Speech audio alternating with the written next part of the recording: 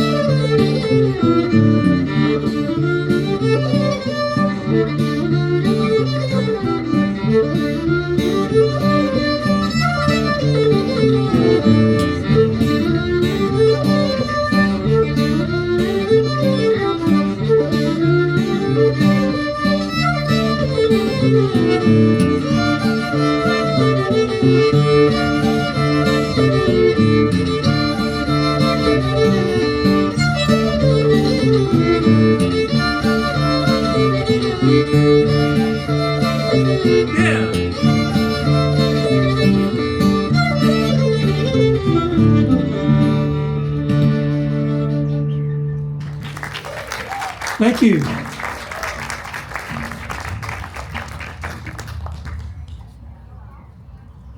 Right, ladies and gentlemen. Like muted.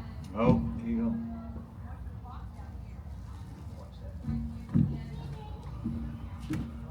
Take two. Yeah, that sounds better. All right, ladies and gentlemen, once again, Celtic Sessions.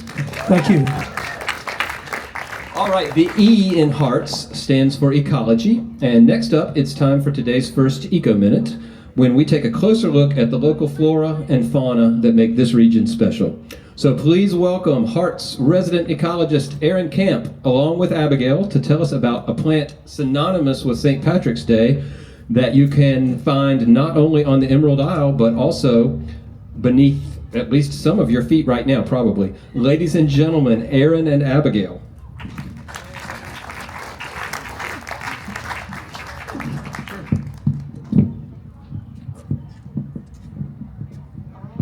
Thank you, Randolph, and thank you all for being here today. It's great to see all of you. And being that it's the Irish connections, our first plant we want to talk about are shamrocks. And some people don't realize that we have the shamrock grows right here, but it is not from here. Aaron, want to tell us more about where it came from? Sure. So, as you might guess, it came from, well, Ireland and the rest of the European subcontinent. It has a long history there, and early colonists brought it over. That's right. And the word itself, shamrock, comes from the Irish seamrock, meaning young clover. And it was known as this name throughout the English Isles. And they brought it here for an interesting reason. We it's everywhere now, so it's just hard to believe it didn't used to be here.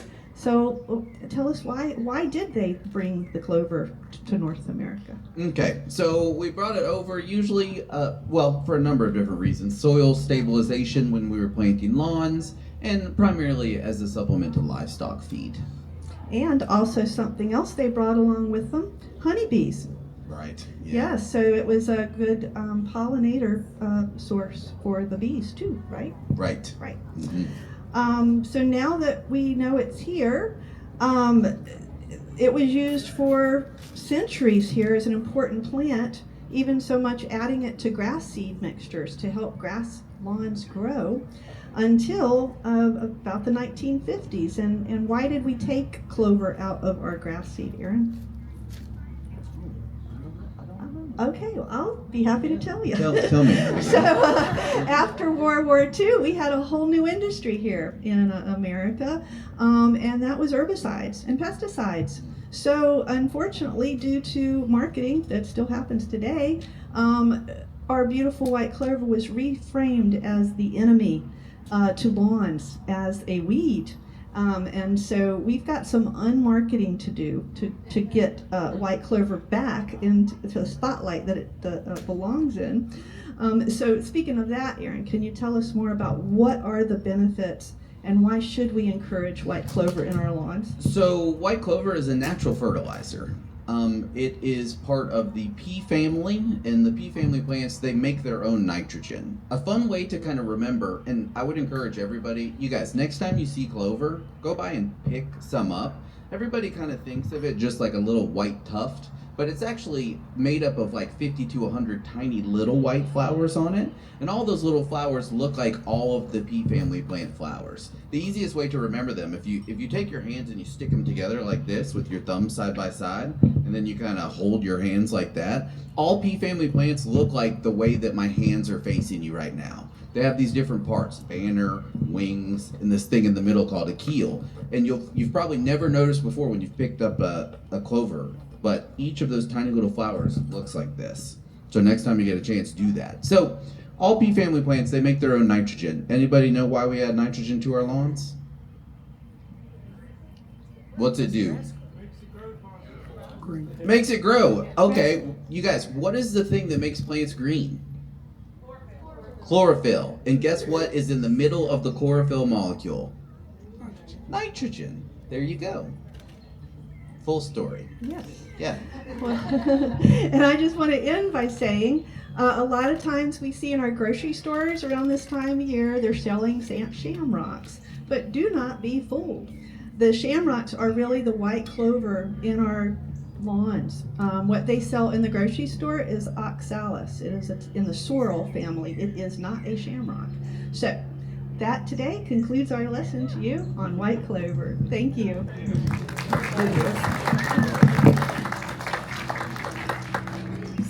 All right, thanks Aaron and Abigail. They will be back after intermission to share one more Eco Minute with you. You may know our next guest, Michael Connor, from his work in film and TV. He is an actor, playwright, director, and educator who has appeared in General Hospital, The Color Purple, Homeland, and The Hunger Games. Or you may know him from local appearances with the Davidson Community Players, at Central Piedmont Community College, or even at a Hearts event. But in addition to all that, Michael is an avid historian and a board member of the Hugh Torrance House and Store, where he also volunteers as a docent. The R in Hearts stands for reunion, which is our effort to discover and share ancestry and genealogical information for all those with roots in this region. Michael is here today to tell us more about his own Irish ancestry, something he shares with many other African Americans in this area as well. So ladies and gentlemen, please join me in welcoming Michael Connor.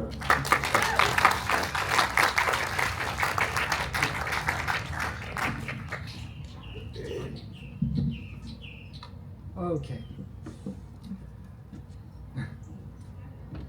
Well, I can tell you all about my family. I'll be here for the whole evening, but I won't.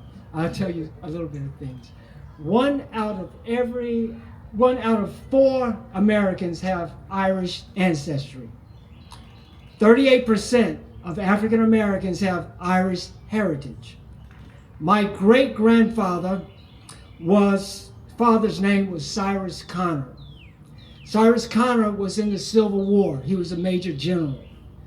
My great-great-grandmother, born in 1815, plantation owner, was Congressman Henry William Connor from Prince George County, Virginia. His father came from Ireland in the 1700s. Congressman Henry William Connor was stationed, his house was in Lincoln County. He had over 120 something enslaved people on his plantation. Now, there have been 2 mass immigrations from Ireland, one in the 18th century and one in the 19th century. Hugh Torrance, who I do Hugh Torrance House and Store, I do tours on Sunday. Well, he came with his brothers in the 18th century. They migrated here. This was during the Great Famine in Ireland. Now, the Irish immigrated in order to pursue economic advancement and religious freedom, which they were denied in Ireland.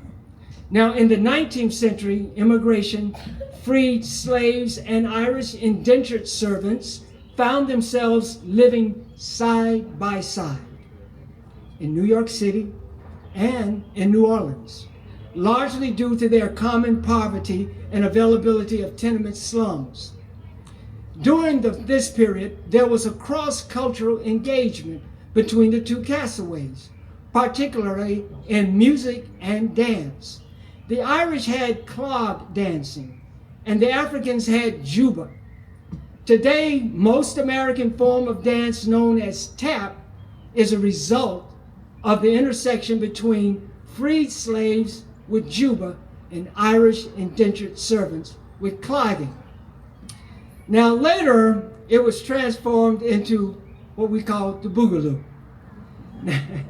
Now if you notice the Irish when they dance, it was always this part of the body and down, right? So they were doing this and this and this and this, right? You've seen river dance where they do all of that? Okay. Well, the African Americans took that and started doing tap with that. And they just used the bottom as well. Well, later on, it evolved into the boogaloo. Instead of just using the bottom, the African Americans said, let's do the top too. And you got boogaloo, boogaloo. And they started using the head as well. It all came from the Irish first. Now, Frederick Douglass, who advocated for justice, visited Donald O'Connell in Ireland, where he was accepted as a man and not a slave. And that time, Douglass's whole thing about being free changed. But he loved Ireland. He was there for 4 months. And the Irish said, well, we're enslaved just like you. Douglass said, no, you're not. You're oppressed, but you're not enslaved. And he said, and I have whips on my back to let you know what slavery is. Now, some Americans with Irish ancestry are Mariah Carey, Tom Cruise, Shaq O'Neal, Barack Obama, Dwayne Johnson, Alicia Keys, Halle Berry, Robert De Niro, Shamar Moore, Jennifer Beals, and Ray Dong Chung. If you check your DNA, you may find that you have some Irish in you as well. Thank you.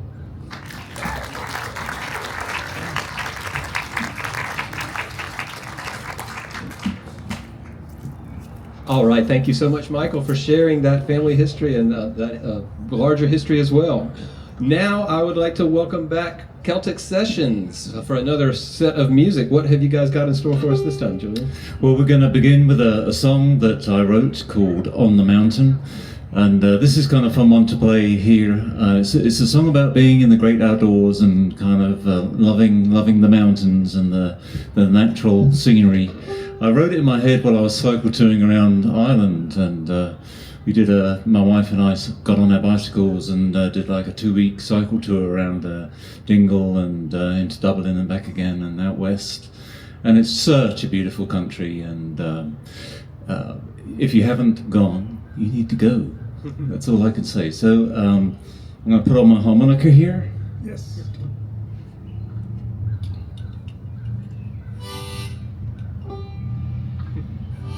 All right.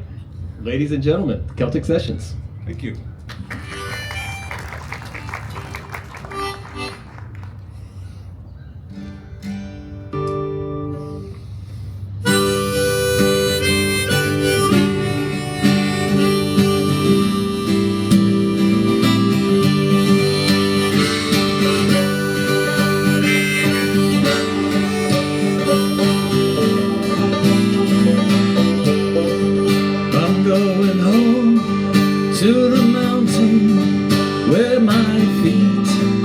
Free to roam along the banks of the shining river, where with the water I will flow.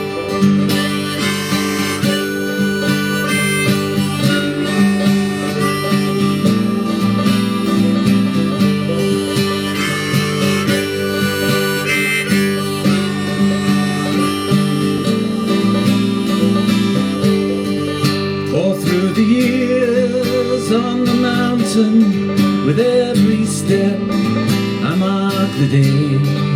In times of tears and times of laughing, I've been through them every way.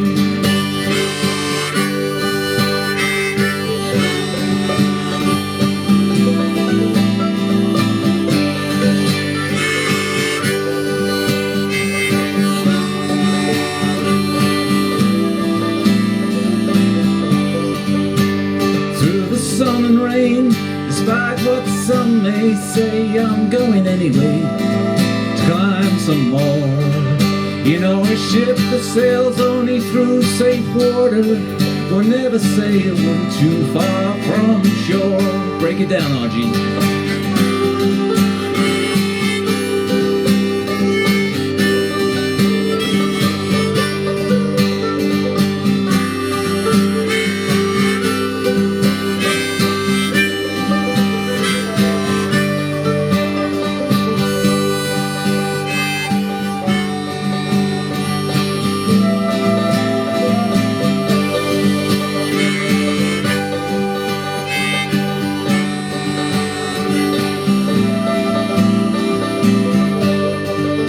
So take your wings and fly. Now is the only time we will meet again under the stars. Find a long lost soul and take the long way home. You'll never walk alone in this field of flowers.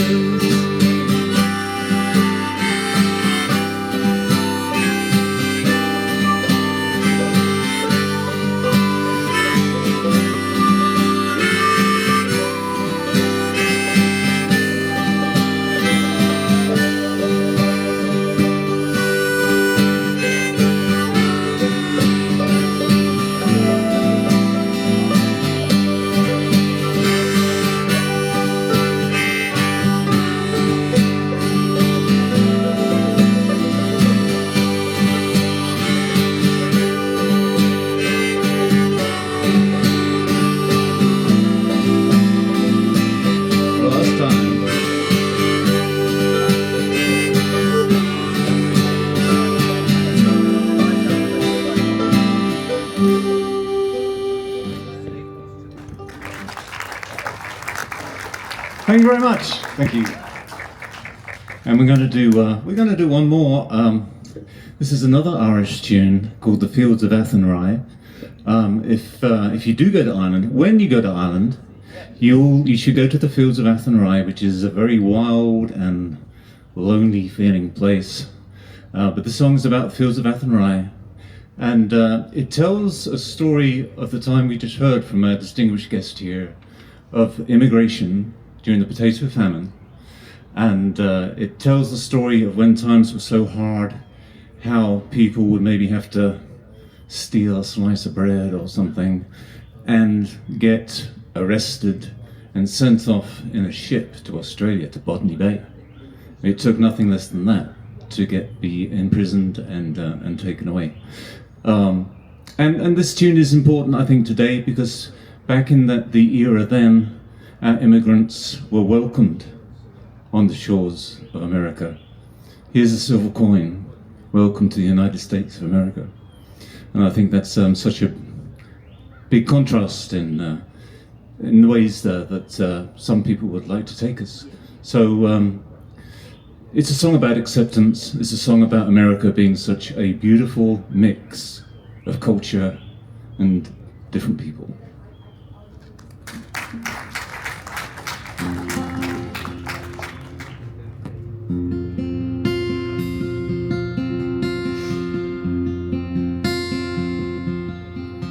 By a lonely prison wall, I heard a young girl calling,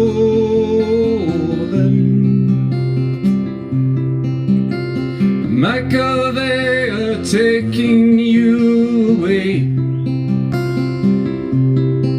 for you stole Trevelyan's corn, so the young might see the dawn. Now a prison ship lies waiting in the bay. Low lie the fields of Athenry, where once we watched the small free birds fly. Our love was on the wing, we had dreams and songs to sing. So lonely round the fields of Athenry. By a lonely prison wall, I heard a young man calling.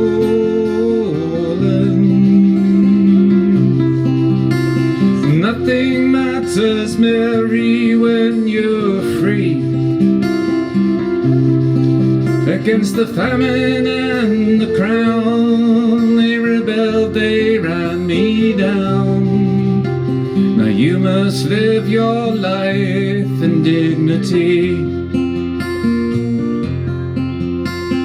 Low lie the fields of Athenry, where once we watched the small free birds fly.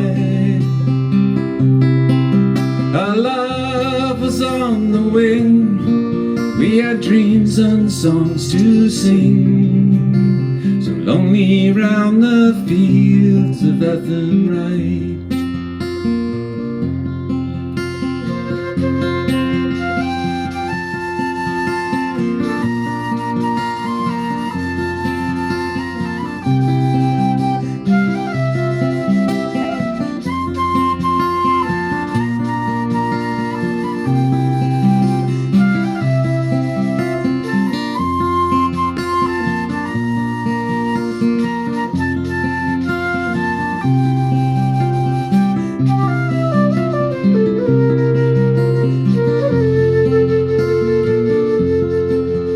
By a lonely harbour wall, she watched the last star falling as that prison ship sailed out against the sky. Sure, she'll hope and wait and pray for a loving Botany Bay, so lonely round the fields of Athenry.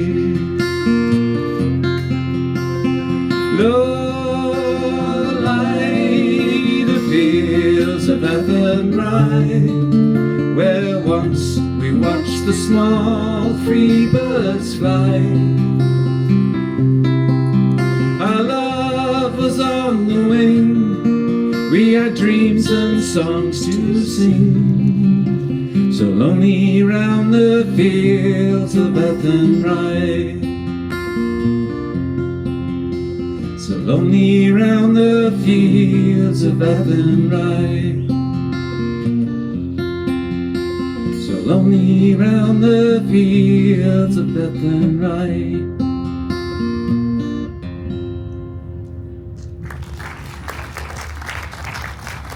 Thank you very much.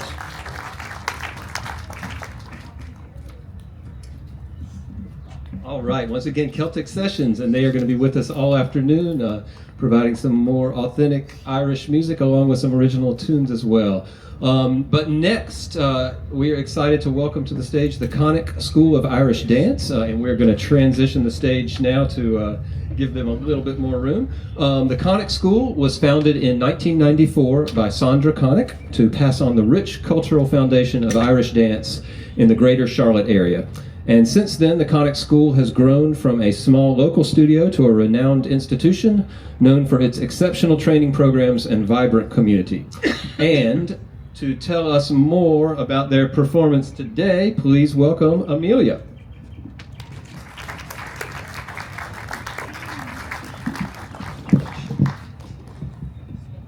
Hi everyone, good afternoon.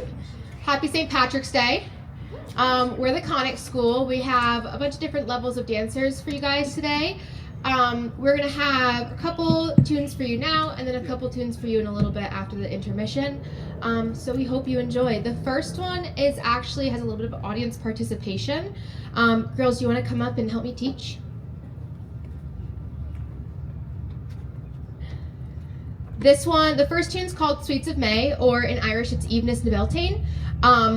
Traditionally, it is a Cayley dance with 8 people, and they would dance it to celebrate the welcoming of spring. Evenes na Beltane means Sweets of May. It was a celebration of a good harvest, a happy spring, and when that would happen, they would, in the little small towns, they would ring the bell tower in the church in the middle of the town. So there's a piece in the tune that is called Ringing the Bells. So we're going to teach you how to do it. So you're going to start with your hands in your lap. And you're going to pat 1, 2, 3, 4, clap, clap, 1, 2, 3, 4, clap, clap. And you'll see them do that about 4 times through the dance. So you'll have a couple of opportunities to dance with them.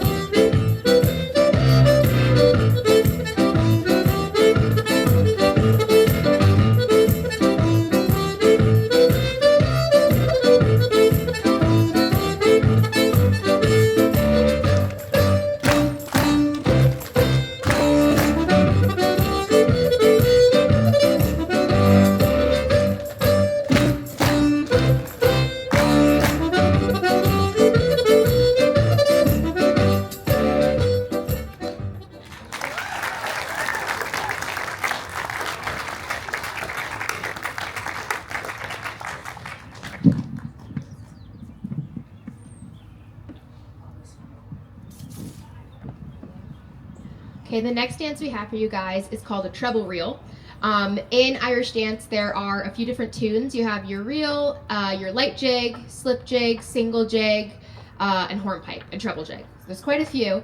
Normally your reel is danced in soft shoes, which were the shoes that you just saw. They're basically just a piece of leather, like a leather sock, basically. And then these are their hard shoes. So all leather again, except on the tip, it's all fiberglass, and on the heel, it's all fiberglass. So that's what's making the noise. It's not metal like a tap shoe. It's all fiberglass, just like your car. The fun part about these treble reels is you'll see them dancing all together, and those are our school steps. They learn that from the teachers in the school, but when you see them go one at a time, those are their solo steps, so they've had the opportunity to create those themselves. So whether they see something fun that they like and they want to incorporate it in, they have complete creative freedom with their solo steps. So we actually have another one of our dancers coming up. She requested to do her solo step today too, so she's going to join them.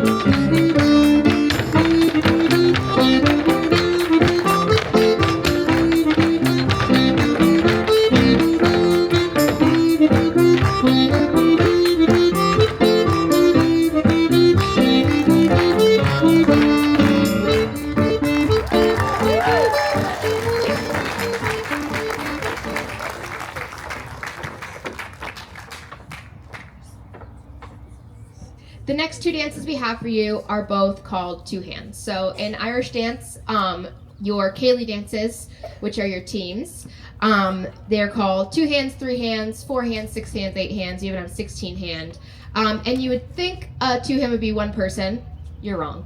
It's 2 people. It doesn't really make sense, but it's what we call them. So we have some of our littles doing a 2 hand for you, and then we've got some of our champ dancers in their hard shoes going to do one of our show 2 hands for you. So they would do this one in competition, and then the other one is just for fun.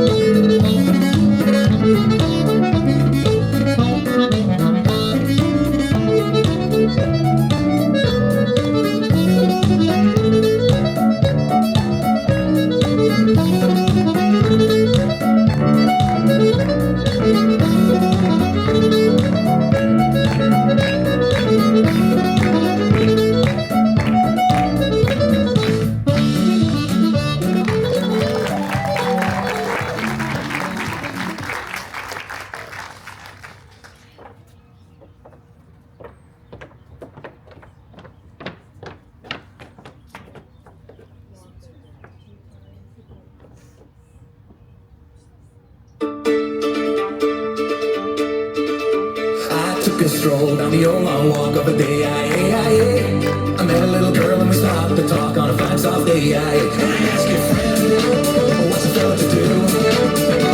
Cause her hair was black and her eyes were blue. And I knew right then I'd be taking the world down the Sawtell Town with a Galway girl.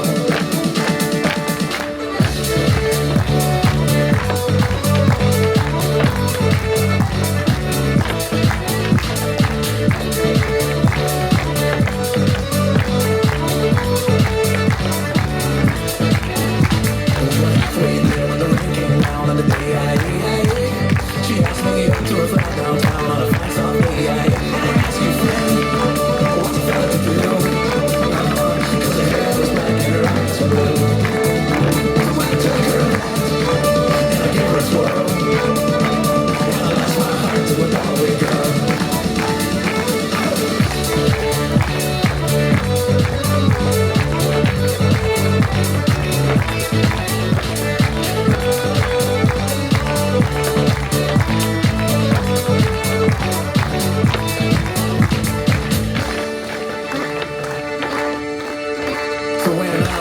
I was all alone, with a broken heart and a ticket home. And I asked you now, what would you do? If her hair was black and her eyes were blue. If you travel around, the old world, for this time I never seen nothing like a Galway girl.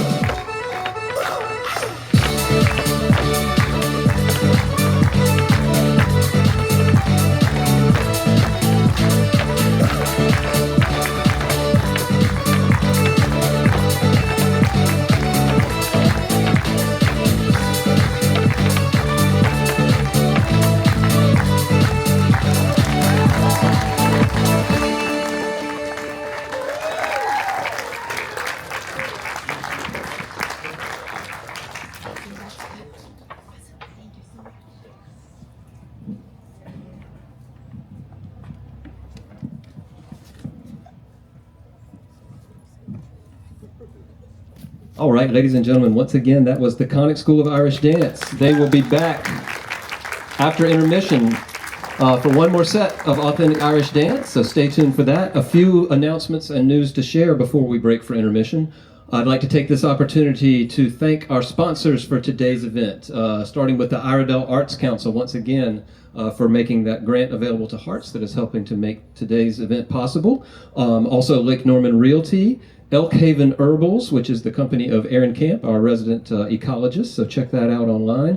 Crowning Events, and of course, Heart Circle members, many of which are here today with us. Heart Circle is our membership organization, so if you like the free place-based community programming that you're seeing here today, you may consider becoming a Heart Circle member to continue to support that, and information is available online at heartscollaborative.org.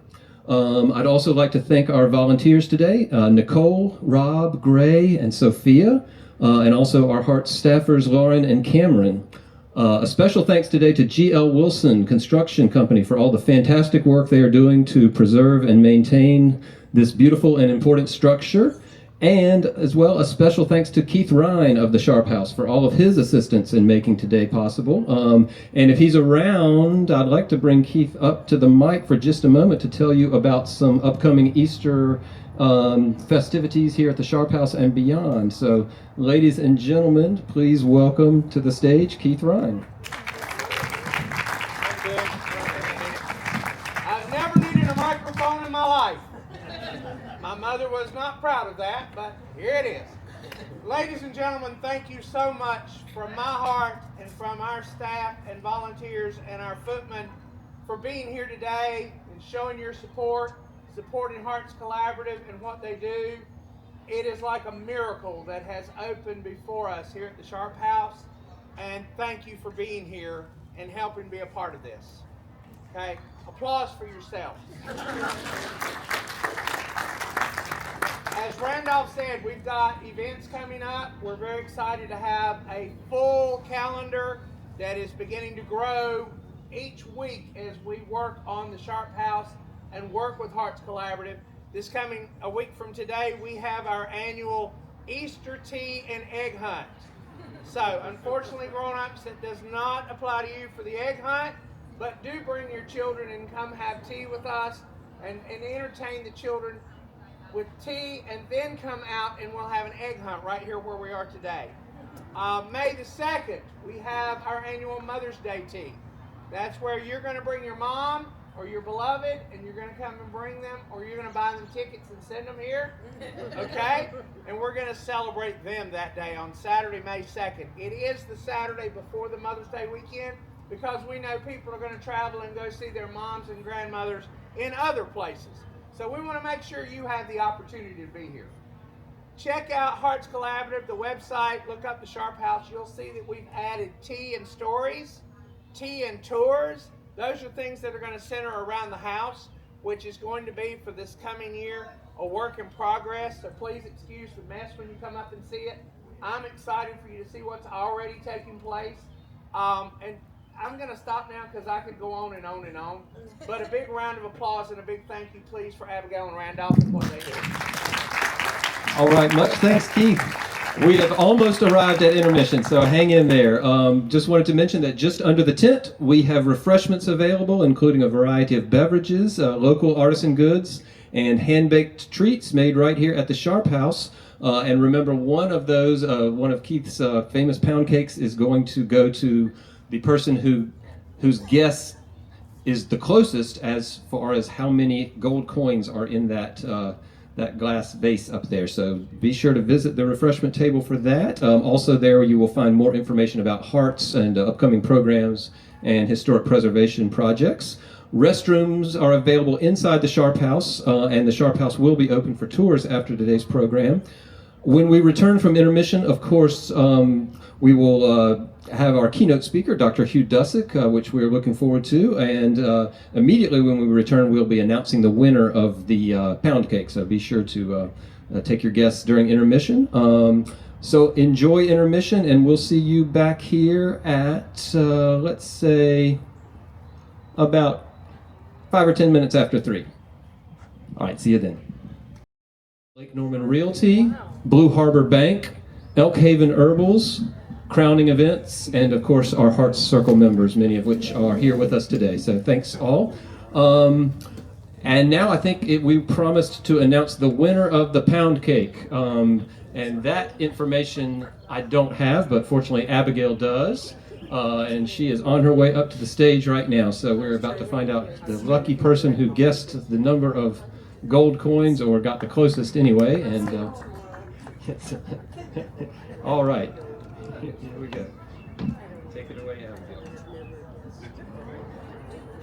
Linda Stewart. Oh my God! Congratulations, Linda. Linda guessed there were 379 coins, and there are 385 coins, so she is closest. That's as close as you can get. Congratulations!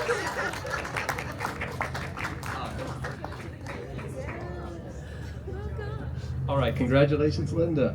All right, so to kick off the second half of our program, without further ado, please give it up one more time for the Celtic Sessions. Thank you. So for this set, we're going to feature R.G. Abshire on his hammer dulcimer, and R.G.'s going to tell you a little bit about all that. The hammer dulcimer is an instrument that dates all the way back to the Mid-East and about 2,000 years ago.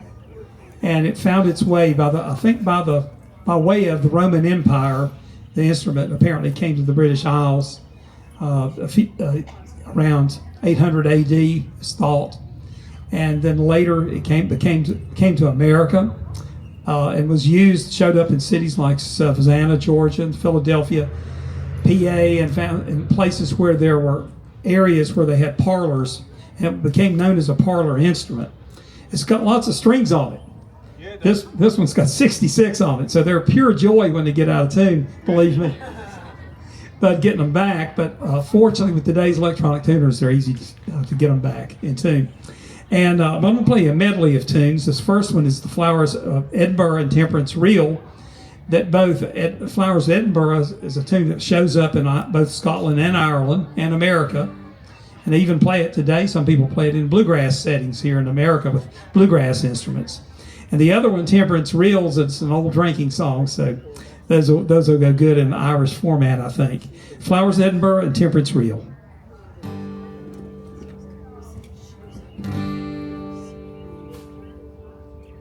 Eight bars.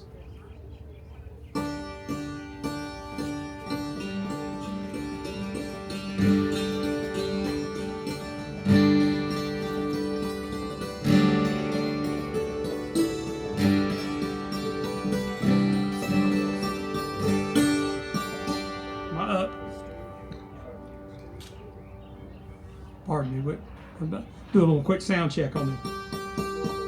Can you hear him? There you go, Jim. Yeah. Okay.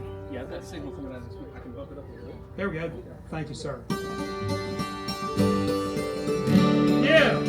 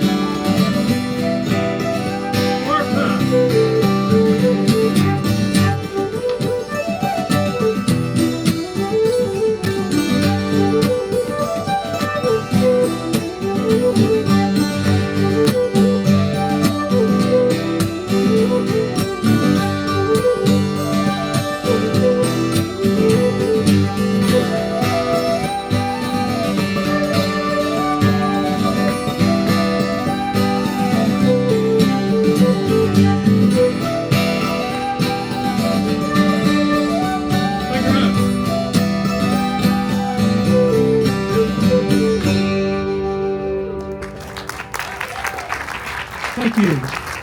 Going to follow that up with an Irish tune called Dunmore Lasses.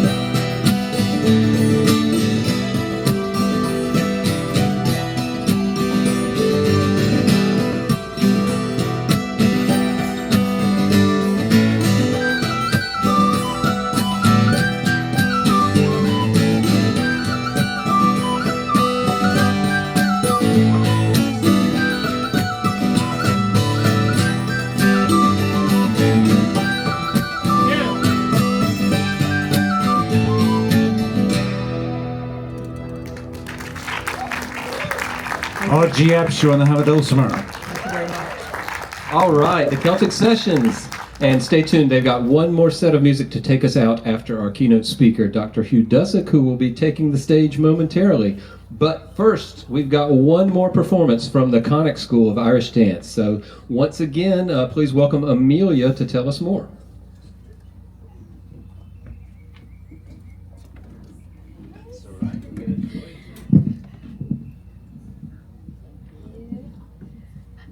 Hi everyone, happy St. Patrick's Day again.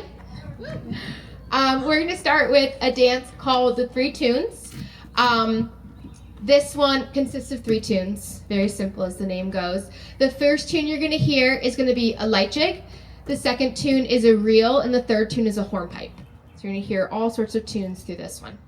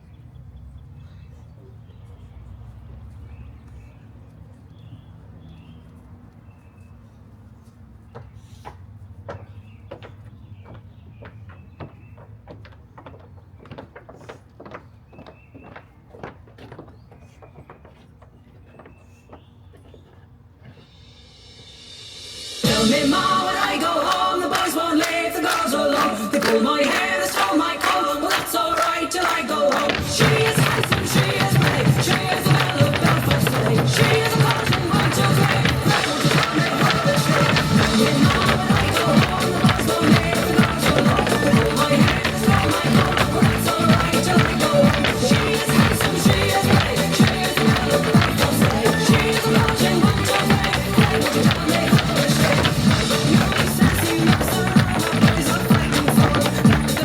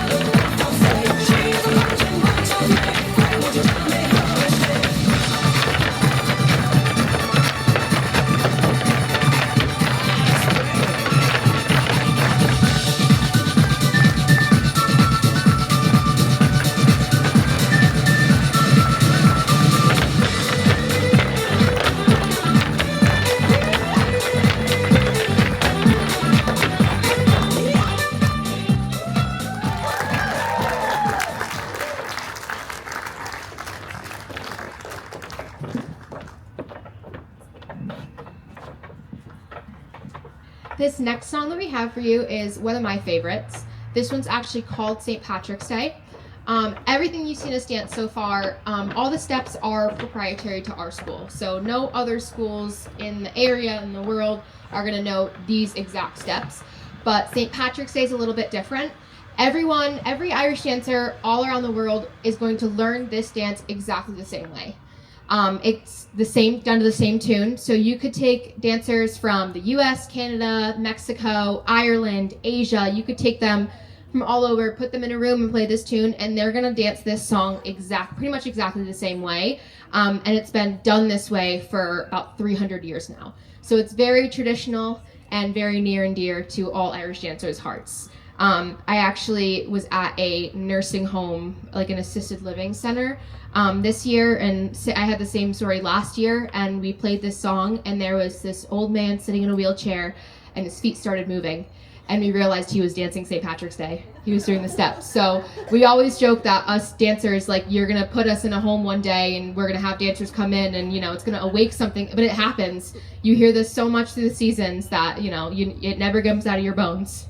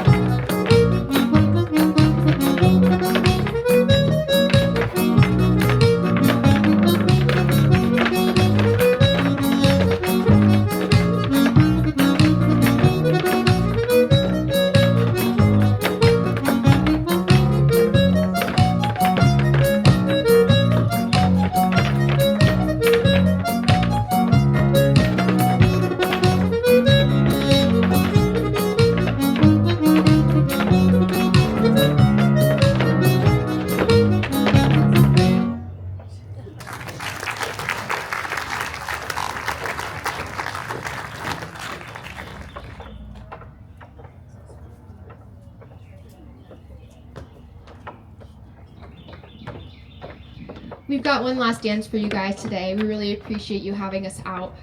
We love performing around the area during St. Patrick's Day. This one is also one of my favorites for a different reason. This, you may recognize the music from Lord of the Dance. This one, it was always one of my favorites to dance when I was competing and doing shows, but this one's a favorite for all of us, so feel free to clap along.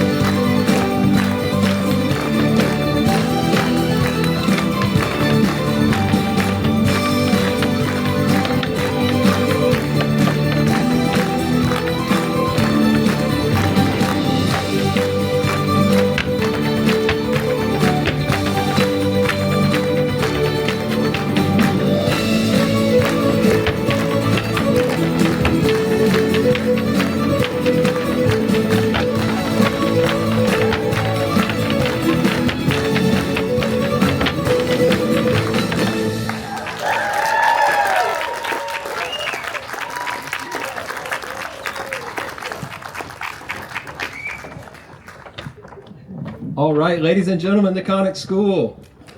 We don't know where our Hearts Happening will be next March, a year from now, but wherever Hearts is, we hope that the Connick School will be here with us again to continue this fantastic tradition. Next up, we have got one more Eco Minute from Aaron and Abigail, so I'd like to welcome them to the stage, and then we'll be transitioning to our keynote speaker, Dr. Hugh Dussek.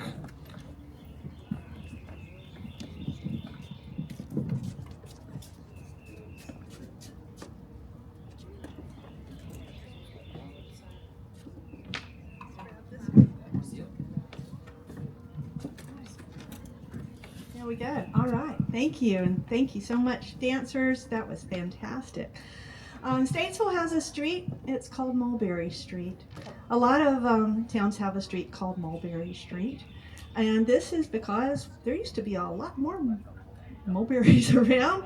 And now we have a variety of mulberries around. So, Aaron, I want to ask you, first tell us, what is our native mulberry? Okay, so... Uh-oh. So we have red mulberry, Morus rubra, as our native, and we also have a white. That's okay. We don't need it. Oh, we're going into a white mulberry yet? Red mulberry. We've got a red mulberry that's native. Yes, and that is our only native, right? Mm-hmm. And so, why do we have other mulberries? How'd they get here? We brought them over when we wanted more mulberries. That's true, but more specifically, the white mulberry was brought here. We have a historical reason for that. Our plantation owners, back when they were looking for some other options besides cotton, there was a big push to try to have a silk industry here in the South. The price per pound of silk versus the price per pound of cotton was huge and very attractive. So we had a lot of people bring in white mulberries to feed their silkworms. Not many people were very successful for this. Some people were. The Pinckney family was very successful. In fact, some of their dresses are in the Smithsonian. They're absolutely gorgeous. So our white mulberries are unfortunately taking over a lot of our red mulberries, and now we are having some hybridization, and now I'm getting out of my lane and I need to turn it back over to Aaron because we're losing our red mulberries. Yes. You guys know what the leaf shapes of mulberry trees are like? So, very distinctive leaf if you want to identify a mulberry tree. They have mitten-shaped leaves. They don't always have mitten-shaped leaves. Sometimes they have heart-shaped leaves, and there's a few other trees like sassafras that also have mitten shapes, but very, very few trees will have these mitten-shaped leaves on them. So that's one of the easiest ways to identify mulberries. In fact, if you're not sure if what you're looking at is a little mitten-shaped leaf, you can pull off a leaf, and if it makes a little milky sap, like a white sap that comes out of it, then that's a mulberry tree. So if you can remember milky mulberry, then you can just go around ripping leaves off of trees trying to see if what you've got is a mulberry tree. Also, probably the easiest way to identify it, what would be hanging from it in the summertime? A mulberry. Mulberries. How many of you guys have had mulberries before? Yeah. Yeah. So, in my opinion, they're better than blackberries for sure. Yeah. Lots of nutritional benefits. Yeah. What other benefits do red mulberries give us? What other benefits to red mulberries? Oh, of course, wildlife. Thank you. Yes. Yeah, they don't just feed us, they feed all the creatures. That's right. Right. That's right. And the Native Americans also used red mulberries a lot for all kinds of things. Every part of the tree was also used. So we have been told we do have a red mulberry right there. They say it's that one. That they say it's that one. We got some privet. Ignore the privet. It's the one that actually has the bark and is coming over here. So we'll look forward to seeing that those leaves come out so we can verify that is a red mulberry. But just wanted to point that out. Anything we can do to encourage more red mulberries? Oh, sure. They're very easily findable and purchasable on Etsy. Okay. So plant them. That's what we need to do. We need to plant more, for sure. right? All right. Well, that's a little bit about mulberries. Thanks, everybody.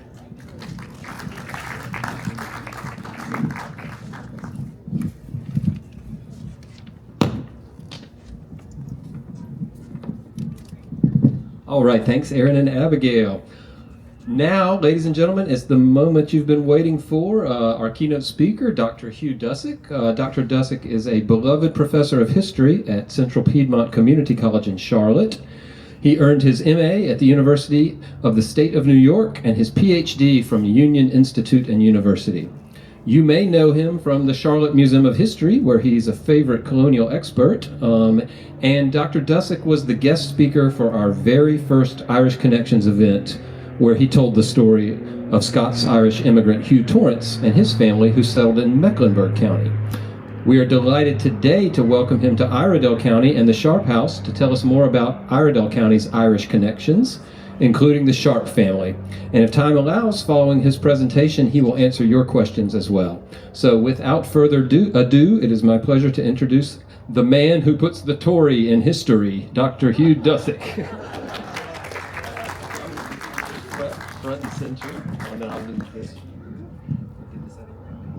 Okay, that's great, thanks. So now you can understand from my accent why he said that about put the Tory in history. And I'm not going to do that wonderful Irish dancing or the boogaloo like Michael. No, I'm not going to go there.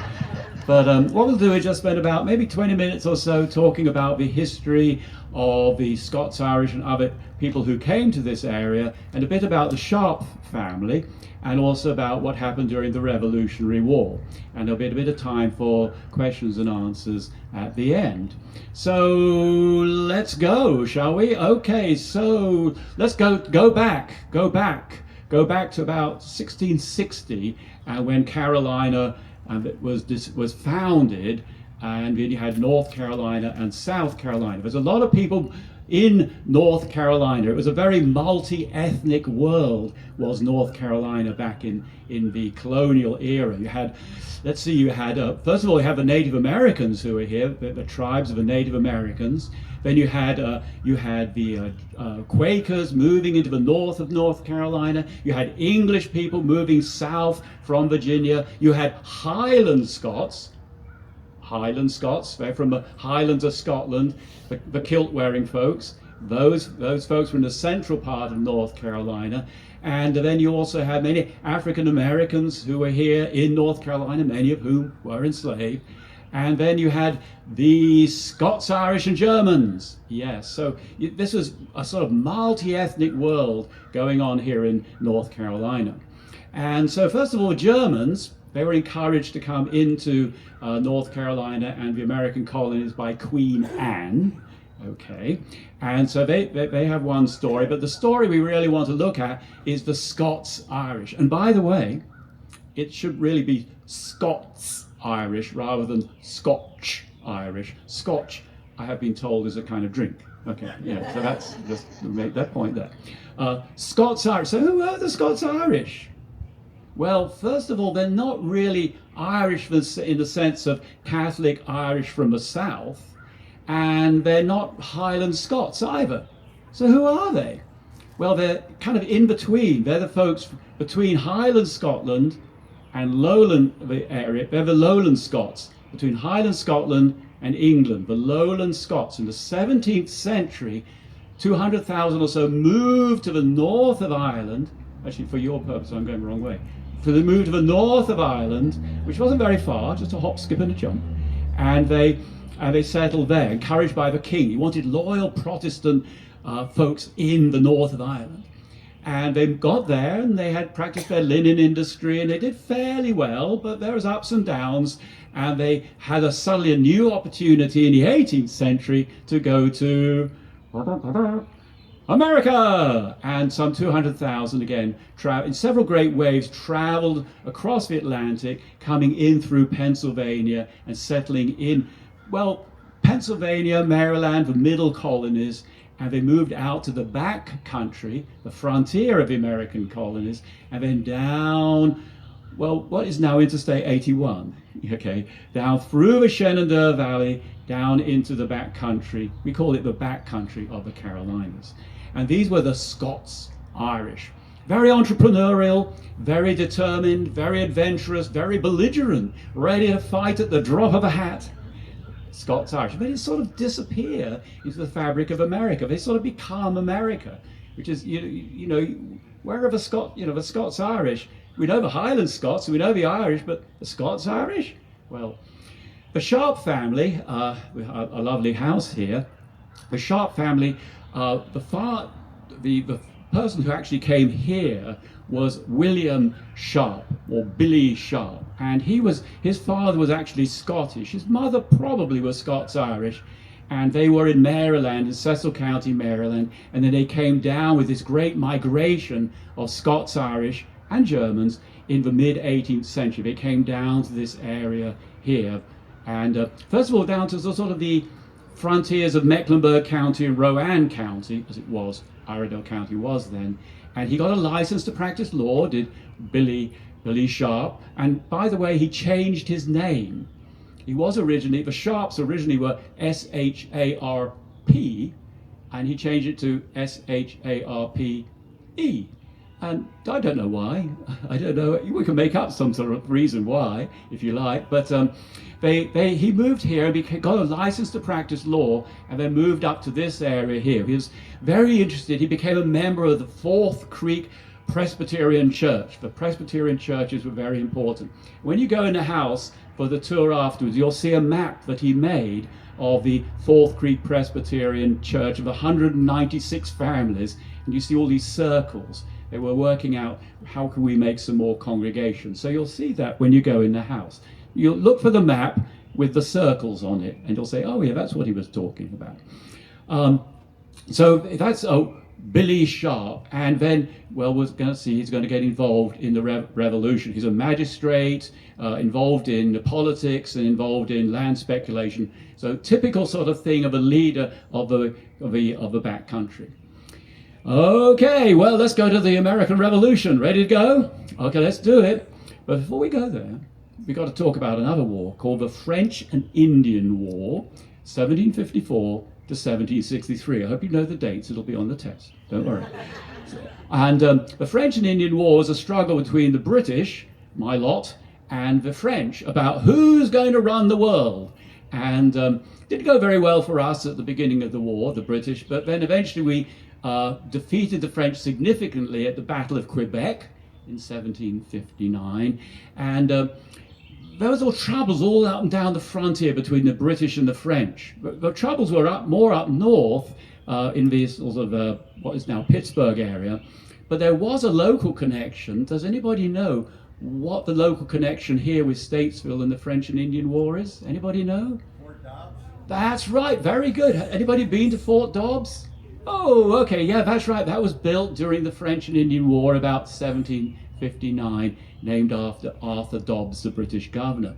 I went there a few years ago, and there wasn't anything there except a hole in the ground and a visitor center and a fence. And it's like, well, and if you go there now, it's really rather impressive. They built a beautiful reconstruction of the blockhouse.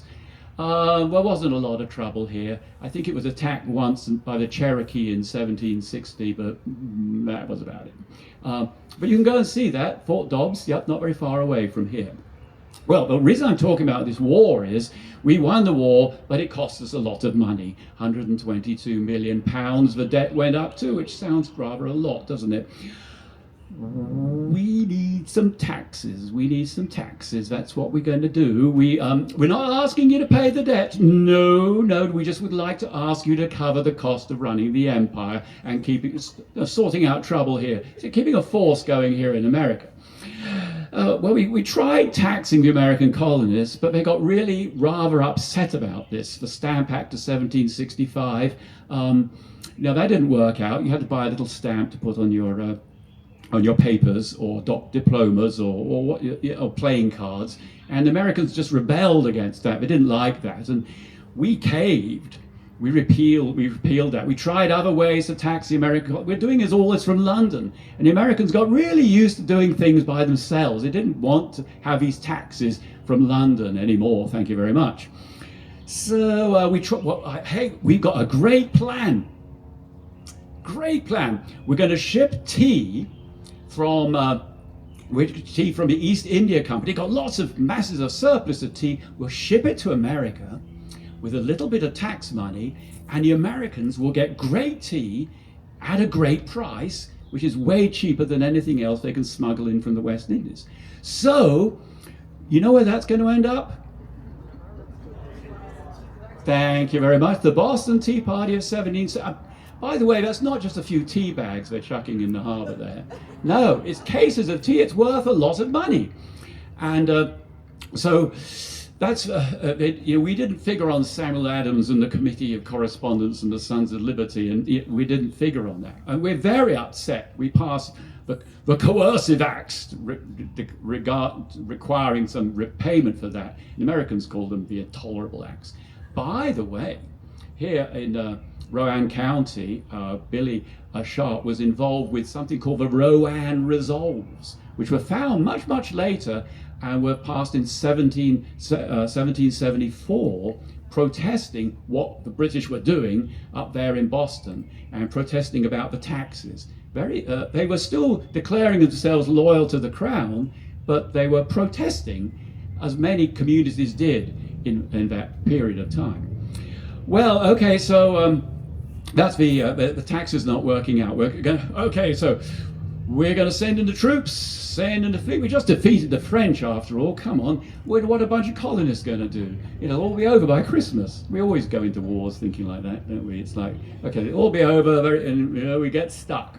And we got really stuck because what happened was in upstate New York, we lost the Battle of Saratoga in 1777. The gentleman Johnny Burgoyne surrendered with 5,000 British troops. And the problem with that was it brought the French in again. The French are back, our mortal enemy. And now it's a worldwide war between us against the French, with the American War of Independence as part of it. So that's what's going on. And of course, you've got to admire General Washington. I admire him very much. He was a great guy, great general, great leader, and he just kept going despite all what might seem a hopeless situation. He kept going. It's a lesson in leadership right there. Just sort of thinking about local history, what happened, then Billy Sharpe, he was a member of the Committee of Safety. These local communities set up committees of safety, which is basically the local leadership acting as a revolutionary committee. He was also on the powerful Council of Safety, and which was an important organization in revolutionary North Carolina. And so he was very much involved in running the show here. By the way, he and his wife, whose name was Catherine, and she was actually so they had 12 children altogether, and her family was the Reese family. And when I heard the name Reese, I thought, oh, because down in Mecklenburg County, David Reese is famous for signing the Mecklenburg Declaration of Independence, a sort of famous revolutionary document. And she's also related to Harriet Jack, who was a member of the Jack family, and James Jack carried the Mecklenburg Declaration of Independence up to Philadelphia. So very much involved with the revolutionary activities here in this area. So that's what was going on. Now, how did the war proceed? Well, I say we, the British, we're not winning this war. We're not winning. It's going on and it's going on, and it's costing us a fortune, and we're not winning. What are we going to do? What are we going to do? What are we going to do? Plan B, Southern strategy. We're going to come in through the south, re-establish royal control, which is what we called it. You all call it invading, never mind, we'll just go over that. Re-establish royal control. So we got Savannah, Georgia, first of all, 1779, took that. Then in May 1780, Sir Henry Clinton and the British Army took over Charleston, South Carolina, major important American city, port city. Took over Charleston, the siege of Charleston. Benjamin Lincoln surrendered with 5,000 American troops. Wow, it was a major American loss. We are on a roll, yes, this is all working out. And that's for the news that went back to London. There was a nasty incident at the Waxhaws, which maybe I should just mention this, when Abraham Buford was coming down with about 350 Continentals, heard news, Charleston's fallen. Oh, let's go home. And they went back. We're going back up north, and they were chased down by Bannister, Tarleton, and the Greencoats, the British cavalry, the dragoons. Have you heard of Bannister Tarleton? Bannister Tarleton, in the movie The Patriot, he's Tavington. Okay, if you know that movie, sometimes I get people booing when I mention Bannister Tarleton. Any boos today? You're welcome to boo. I don't mind. It's really totally fine with me. He's dead and gone. You know, what's he going to do? So, Bannister Tarleton chases down, and then I'm afraid, unfortunately, that a lot of people were killed at that battle, and it became notorious. It encouraged the loyalists, people loyal to the crown. He wiped out Abraham Buford and his Continentals pretty much, and encouraged the people loyal to the crown. But really, you know, the patriots, people who were on the side of the revolution, were angered by what happened there and how this sort of a terrible event. There was a significant battle in Camden, central South Carolina, on June the 16th, which was 1780, where another American force under Horatio Gates had come into South Carolina, and that he met Lord Cornwallis, the British general, with a force, and he tried the old traditional line up in a sort of military way, European style, and it was a total disaster for the Americans. And he got on his horse and rode 100 miles away, like fleeing the scene of the battle. I mean, that's what it looked like. Whatever his reasoning was, it's like he's gone 100 miles away. The general has disappeared. Oh, where's our general? He's got on his horse and gone. So, major British victory, and so Cornwallis is doing well. And then on June the 20th, there's an incident not too far from here at Ramshour's Mill, you might know. And this was where militia on both the Patriot side and the Loyalist side met, and the Patriots won. They won this battle against the Loyalist militia. And Lord Cornwallis, when he heard about this, he wasn't pleased, because he didn't want them to start to rise and fight already. He was waiting until he got into North Carolina. Anyway, he sets up a chain of forts across South Carolina, and he's marching up with the British Army into Charlotte, North Carolina. And then on September the 26th, 1780, he marches into Charlotte and takes over Charlotte, chases out the Patriots. There's a lot more to that story, but we'll just kind of leave that. What was happening? Bannister Tarleton was sick on that day, and instead an impetuous young aristocrat, a bit of a nit, quite frankly, who was called George Hanger. He was in charge of the cavalry, and instead of reconnoitering the town, which is what Cornwallis said you should do, he went charging in like Bannister Tarleton would, and was met with withering fire from the Patriots, all gathered sort of round in all the buildings, just like a movie, bang, bang, bang, bang, bang, bang, bang, and it's like they went charging out again. And Lord Cornwallis, seeing what they were doing, came up and seen this debacle, and referring to their string of recent victories said, "Legion, remember, you have everything to lose and nothing to gain." Oh, okay. So they went back in again, chased out the Patriots, and then he set up his headquarters in Charlotte at a very miserable time. Offered gold and silver for supplies, but we didn't get much of that. So, did he call this area Charlotte the Hornets' Nest? You know, have a basketball team, and you know, the whole Hornets thing. Can't find he ever actually said it or wrote it anywhere. You know, he made other disparaging comments about the community, but no, we can't find he ever. The Hornets. He would have agreed with it even if he didn't actually say it. Anyway, so then he gets some bad news. Bad news, Lord Cornwallis. The bad news is King's Mountain. Just to the west of Charlotte, the Patrick Ferguson, a young officer, Scottish, was leading the militia out in the way out in the west, threatening them with fire and sword, and he was retreating back to Charlotte, and then the Over Mountain men, as they were called, who were very upset with him. Oh yes, they were. They came across to get him. Now, this man, Ferguson, should have gone back to Charlotte. Come on, go back to Charlotte. It's safe there. We've got a camp there. No, he's got to make a stand on King's Mountain and be the big hero and to become make a great name for himself at King's Mountain. Well, he made a name for himself, but basically what happened was he was surrounded by the over-mounted men. They stormed the mountain, and his force was again pretty much wiped out. And he's up there still. There's a doornail buried there on King's Mountain. That's Patrick. And when Cornwallis got that news, I'm a bit too far north. I'm exposed out here.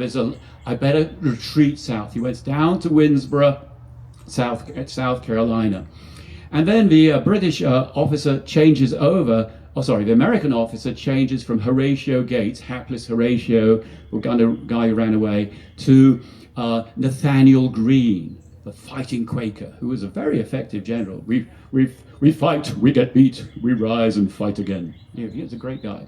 And so Cornwall, there's another battle out at Cowpens, in kind of west of Charlotte, and that's another British defeat. The shoe now, ladies and gentlemen, is on the other foot. The Americans are winning. They find a way to blunt Bannister Tarleton's hard charging tactics, and Cornwallis now is going north, chasing after Nathaniel Greene and Daniel Morgan, another revolutionary officer, and he's chasing after them. It's called the Race to the Dan, up to the Dan River in Virginia. He's trying to catch up with them. He burns his baggage, and he's trying to catch up with them, going as fast as he can. He can't catch up with them. He gets up to the Dan River, and Nathaniel Greene has crossed over and taken all the boats. Anyway, Nathaniel Greene resupplies up in Virginia, comes back over, and they meet at Guilford Courthouse in modern Greensboro, named after Nathaniel Greene. And guess who wins this battle at Guilford Courthouse? Well, if you go to Guilford Courthouse, you see an enormous monument to Nathaniel Greene. It's on a horse, on a plinth, with all sorts of stuff all around, like an enormous. You go right in, there's this huge monument, and over in the woods in the corner is a little monument to the British. We won that battle. We won it. We won that battle. We defeated Nathaniel Greene. But, kind of symptomatic of what was going on here in the back country was Cornwallis has lost a lot of men. He's not getting all the support from the loyalists that he was hoping. He's just in a lot of trouble. Nathaniel Greene has got away. And when news of his great victory goes back to London, Charles James Fox in the British Parliament says, "Another such victory will ruin the British Army." It's a Pyrrhic victory. Yeah, he's won the battle, but he's not winning the war. Anyway, he goes down to Wilmington, and then he ends up in Yorktown, and with a plan to try to work together to have a great success and victory in Virginia. Nope, he gets bottled in by the French fleet, besieged by Washington and the French General Rochambeau, and forced to surrender. And that, for all intents and purposes, is the end of the war. What happens to them? Well, Cornwallis escapes the blame, by the way. Henry Clinton, the guy was the overall commander, he's blamed for the war and the loss. And Cornwallis is promoted. He gets the Order of the Garter, and he goes off to great success. Lord Lieutenant in Ireland, treaty with Napoleon, a Governor General of India. He has a great career afterwards. Bannister Tarleton, unlike the movie, Bannister Tarleton goes back to England, becomes a member of Parliament for Liverpool. Okay. And George Hanger, the guy who led the cavalry into Charlotte, he actually goes back and becomes a friend of a dissipated friend, much lampooned, of the heir to the throne, the Prince of Wales. So that's their story. What happened to the Sharpe family? Well, the Sharpe family are here, and they continue after the war. And then, as you'll see when you go into the house afterwards, there's an important Silas Alexander Sharpe. Is much later on, during the time of the American Civil War, when we talk fast forwarding to about 1860. And before the war, he starts this beautiful house, and then after the war, completes the house. Silas Alexander Sharpe, and he was a local industrialist involved with tanning, and you needed leather back in that day. didn't have cars, you had horses, and horses needed saddles and leather. Involved with tanning and also with tobacco. He did very well and became the first mayor of Statesville in 1867. So that's the story. That's my story here. I'm glad to take any questions, and if I don't know the answers, I'll do what we do with the students, which is I'll crowdsource. Or you can look it up, ask Siri. Siri doesn't really know. She often doesn't get it right. But anyway, so anybody got any questions, and I'll be glad to give it a shot at answering. Yes, sir. Did you ever hear that the Battle of Saratoga was one of the top 5 battles ever fought in the history of the world, and in that its effect on world history, in that had that battle not been won by the rebels, Yeah. the British armies would join together Yeah. and split the colonies, and England may well have won, and we'd have a different world history. Yeah, that's right. Just a comment that I wonder if you Absolutely, it was very, very significant. Okay, very significant. I haven't heard it. It's one of the 5 top battles, but it really was significant. Yeah, you're exactly right. There's a British army coming down the Hudson, another British army coming up the Hudson, another British army coming over. They were just going to defeat all the rebellious colonists, divide the colonies. Game over. We got the major important cities. Keep the flag flying. It just didn't work. It was really it should have worked. And Gentleman Johnny, he should have been a hero of that battle, but he wasn't. And then the Americans had to know what to do with those 5,000 troops. 5,000 troops that they captured. But the significance more than that was that they brought the French in. The French saw they'd been hanging around. Franklin was over in France, sort of chumming up the French, being all nice, and the French were saying, "Oh, c'est très joli," but they were not ready to join in on the war in a substantial way. But that did. The news of Saratoga brought the French in on the side of the Americans, and then we were in deep doo-doo at that point. Yeah. Anything else? A good question. Glad to answer any questions. Any kind of question. Yes, ma'am. Did any of the Sharpes fight in the Revolutionary War? I do know. Yes. Oh, Billy Sharpe. He was in the militia. He was in the militia, serving with General Rutherford. So I don't think he was involved. I don't think he was doing a lot. I didn't see a lot of stories about him being involved in a lot of battles, because I think he was a bit older by then. But he was certainly, he was in the Revolutionary War. And Silas Alexander Sharpe was also in the Civil War. He was in the forces, the Confederate forces over here.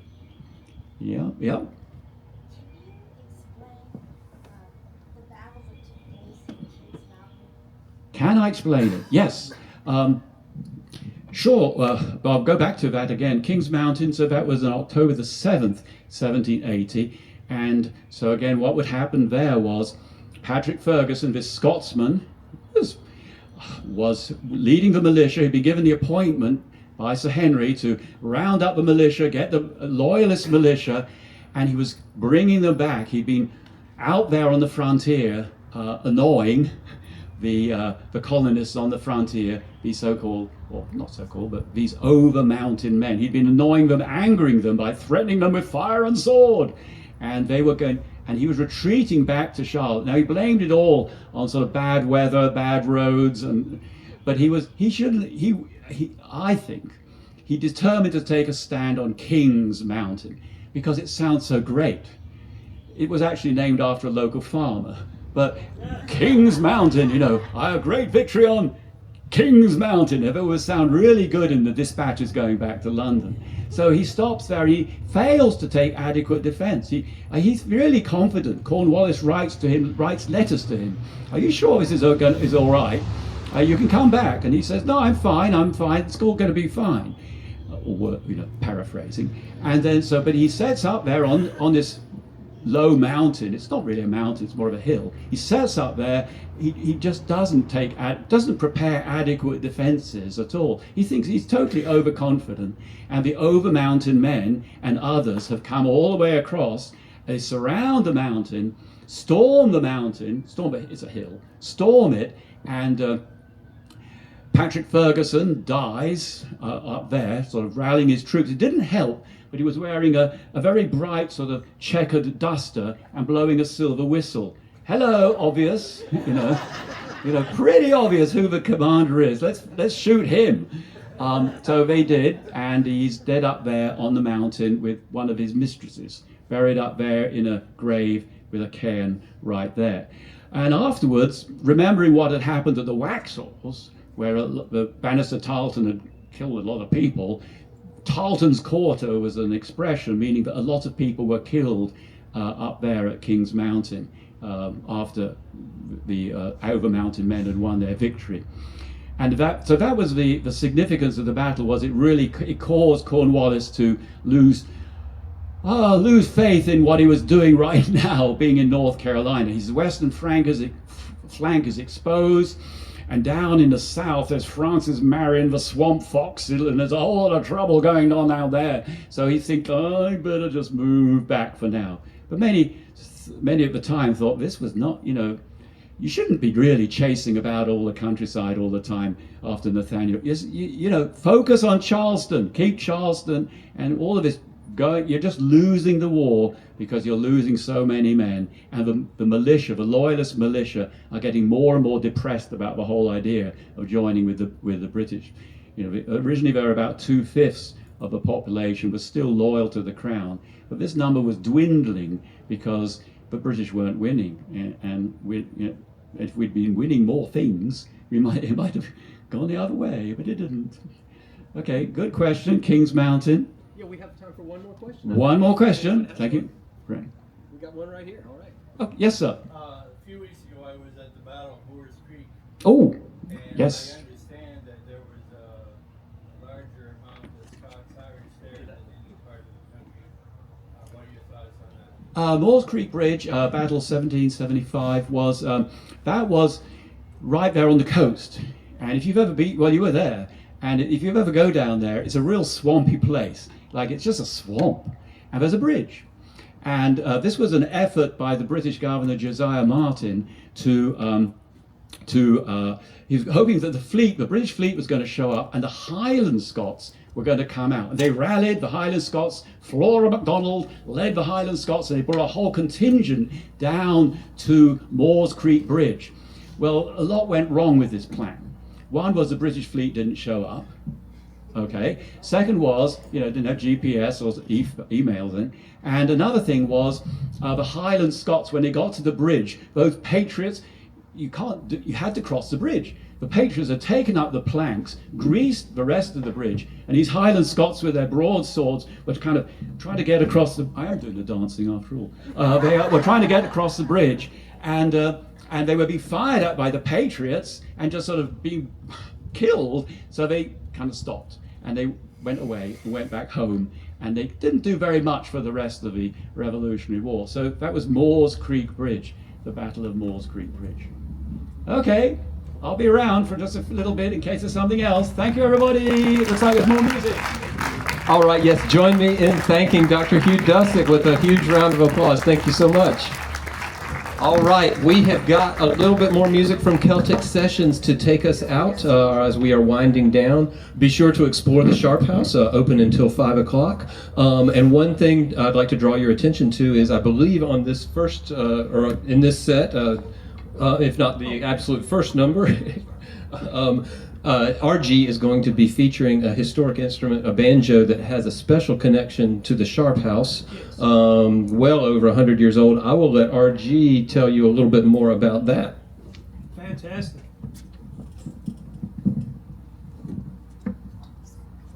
I like history too. In fact, I enjoyed hearing about Kings Mountain, the Southern Campaign of the American Revolution. I'm with the OVTA, and we do the annual reenactments to the Battle of Kings Mountain. Been doing them since the bicentennial years, and we have a lot of fun with that. And of course, it's really interesting. This part of the country so instrumental in that particular I'll call it the early Civil War, which was the American Revolution, the one in the 1780s and late 1770s, early 1780s. But it's really a really good story. Now, I've got something of history right here. I'm holding a banjo that they actually dates, to, as I understand it, to the 1880s. And it's in the Sharpe family. So I'm going to play something fun on it. I'm going to play a little tune called Pig in the Pen. Just a little something fun, a key of G. I guess probably didn't make much difference in the baron there, what key it is. But you, but anyway, we'll do a little something here with this is called the Pig in the Pen.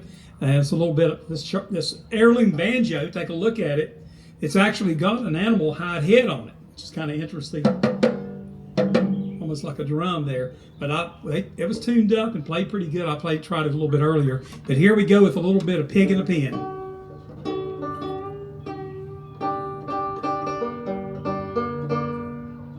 I'll tweak it just a little bit.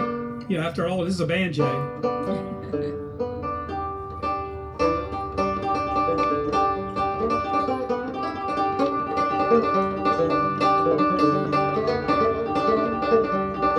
Yes, I got a pig home with a pen, corn to feed him. All I need is a pretty little girl gonna feed him when I'm gone. Make them biscuits brown, baby, make them good and brown. Baby, got them biscuits made, Alabama bound.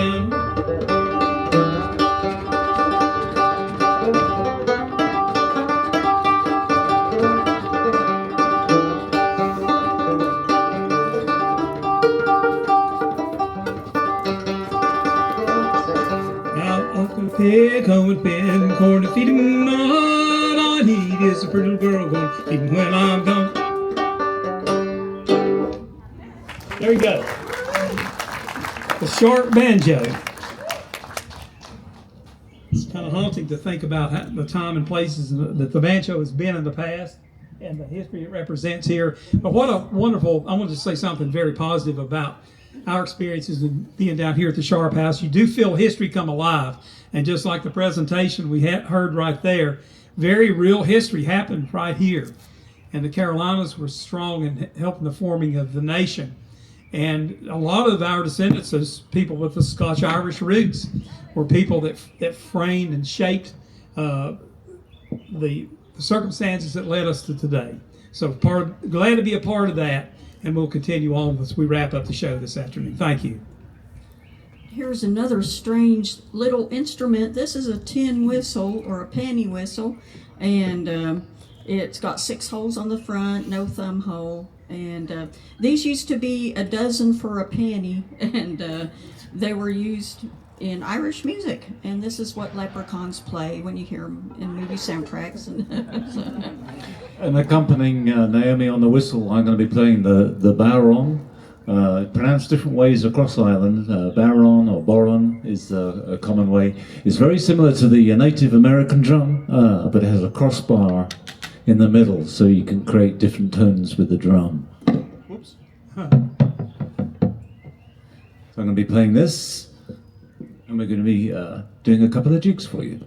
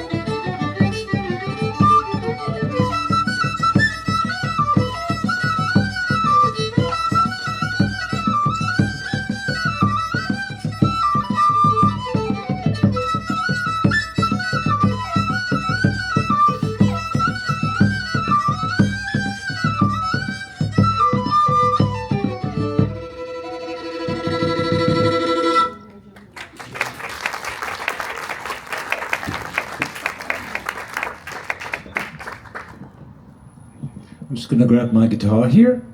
And I want to say one more thing. We annually, the last few years, we've also played at the Liberty Mountain Play down in Kings Mountain, North Carolina. Bob Inman's play that he wrote about the story of the Battle of Kings Mountain. It's really a nice event. We dress in colonial attire and go down there and play for that every year. And we do some of the 18th century tavern songs. It's a lot of fun there in Kings Mountain, North Carolina. And they have a wonderful play that they produce, and it happens usually later in summer. Stay tuned for that. It might be worth the trip down to check it out. Liberty Mountain is what they call the show. Okay. Mountain Time.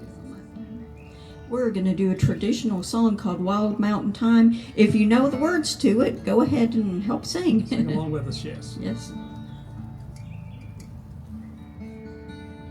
Oh, it's mine.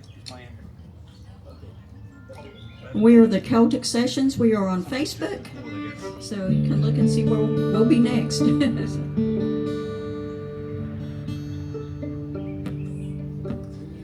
The instruments don't like being out in the sun. They move all over the place.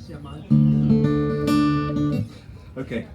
This is a song that's claimed by both the Irish and the Scottish, is my understanding. It's an old Irish melody with Scottish words, and I hope that some of you may know it. It's called Wild Mountain Time, and it's a lovely song to part company with because it says we're all going together.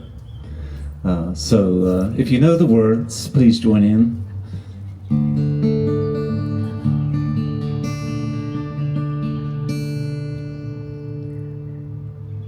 Oh, the summertime has come, and the trees are slowly blooming, and Wild Mountain Time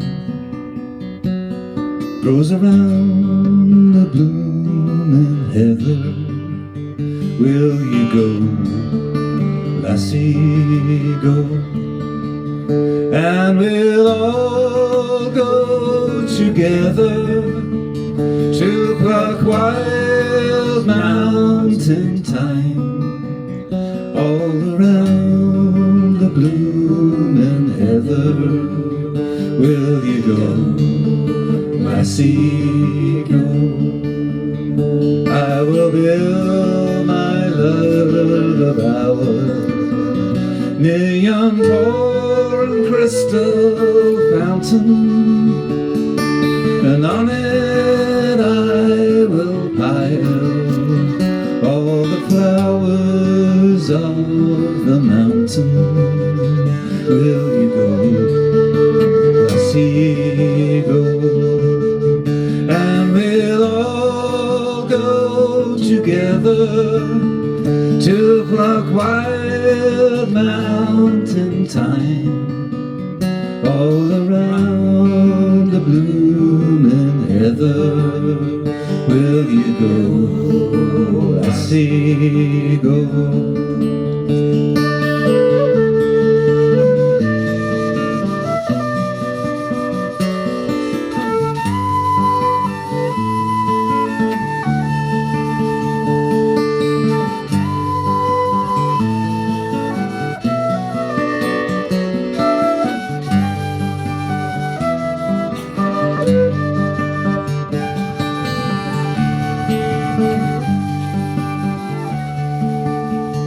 If my true love, she were gone, I would surely find another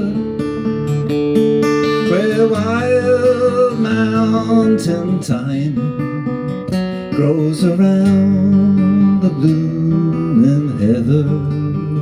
Will you go, lassie, go? And we'll all go together to pluck Wild Mountain Time all around the blooming heather.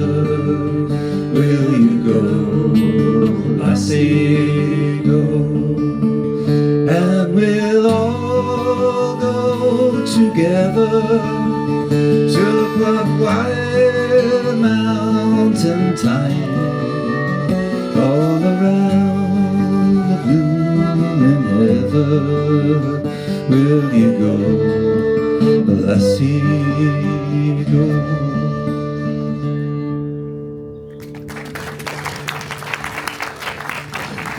Thank you so much.